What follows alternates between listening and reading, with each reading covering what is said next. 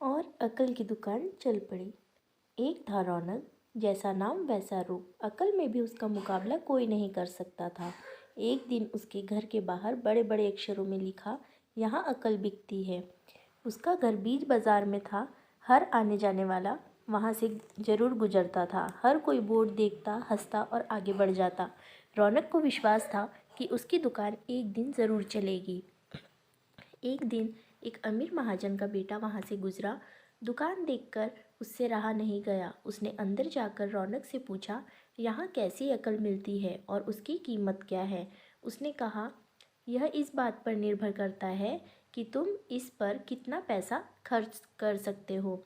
हम्पू ने जेब से 1 रुपया निकाल कर पूछा, इस रुपए के बदले कौन सी अकल मिलेगी और कितनी। भाई, 1 रुपए की अकल में तुम 1 लाख रुपए बचा सकते हो। हम्पू ने 1 रुपया दे दिया। बदले में रौनक ने एक कागज़ पर लिख कर दिया, जहाँ 2 आदमी लड़ झगड़ रहे हो वहाँ खड़े रहना बेवकूफ़ी है। हम्पू घर पहुँचा और उसने अपने पिता को कागज़ दिखाया। कंजूस पिता ने कागज़ पढ़ा तो वह गुस्से से आग बबूला हो गया। हम्पू को कोसते हुए वह पहुँचा अकल की दुकान।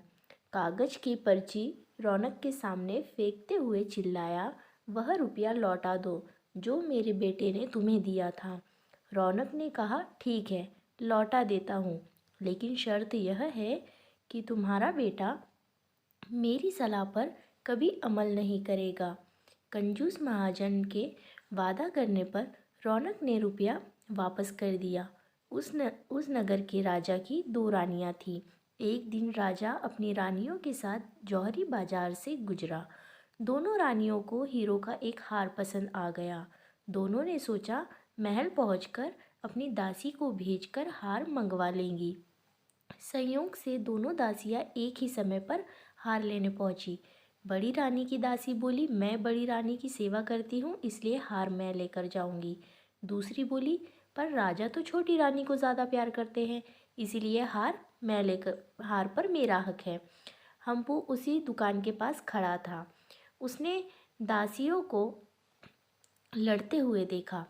दोनों दासियों ने कहा, वे अपनी रानियों से शिकायत करेंगी। जब बिना फैसले के वे दोनों जा रही थी, तब उन्होंने हम्पू को देखा। वे बोली, यहाँ जो कुछ हुआ तुम उसके गवाह रहना। दासियों ने रानी से और रानियों ने राजा से शिकायत की।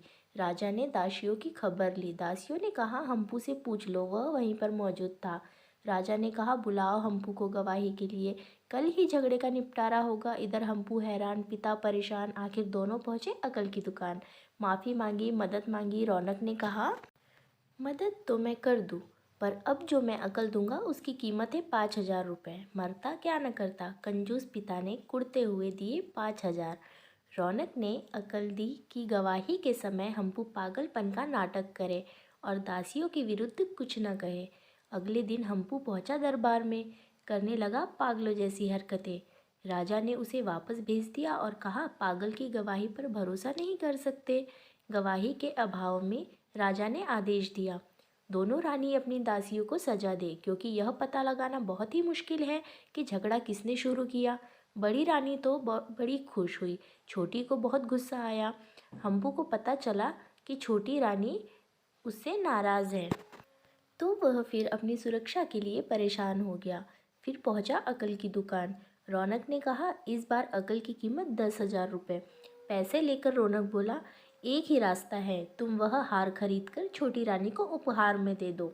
हम्पू सकते में आ गया, बोला, अरे ऐसा कैसे हो सकता है, उसकी कीमत तो 1 लाख रुपए है। रौनक बोला, कहा था ना उस दिन जब तुम पहली बार आए थे कि 1 रुपए की अकल से तुम 1 लाख रुपए बचा सकते हो। इधर हम्पू को हार खरीद कर भेंट करना पड़ा, उधर अकल की दुकान चल निकली।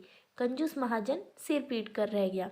फ्रेंड्स, अगर आपको यह स्टोरी अच्छी लगी हो तो लाइक शेयर ज़रूर करें और चैनल को सब्सक्राइब ज़रूर करें और अपना ध्यान रखिए। तब तक के लिए धन्यवाद।